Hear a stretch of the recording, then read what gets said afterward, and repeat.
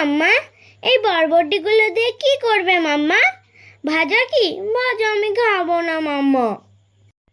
আচ্ছা, দেখছি এই হালকা হলুদ হয়ে যাওয়া বরবটিগুলো দিয়ে নিরামিষ কিছু বানানো যায় কি না। নমস্কার, আমি পালকের মা। আজ মামের হেসেলে থাকছে বরবটি দিয়ে নিরামিষ কিন্তু ভীষণ লোভনীয় এক ভর্তা। দেখুন তো সেটা আপনাদের পছন্দ হয় নাকি।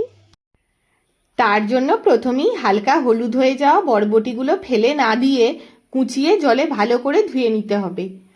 কড়াই গরম হয়ে গেলে তাতে কিছু কাঁচা বাদাম শুকনো খোলায় ভেজে একটু গাগুলো পোড়া পোড়া হয়ে এলে তুলে নিতে হবে। এবার কয়েকটা বড়িও এরকম শুকনো খোলায় ভেজে তুলে নিতে হবে।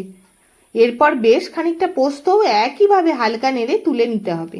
ভর্তা মানেই যখন একটু বেশি ঝাল, তখন 1 চামচ গোলমরিচ ও 4টে কাঁচা লঙ্কা একটু ভেজে তুলে নেব।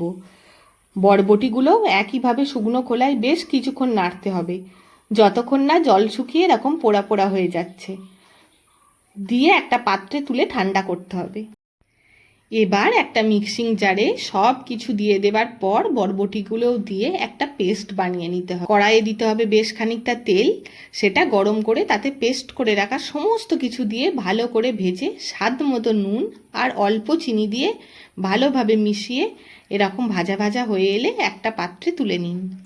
এরপর এক থালা গরম ভাতের সাথে কাঁচা তেল ছড়িয়ে গরম নিরামিষ সুস্বাদু বরবটির ভর্তা পরিবেশন করুন।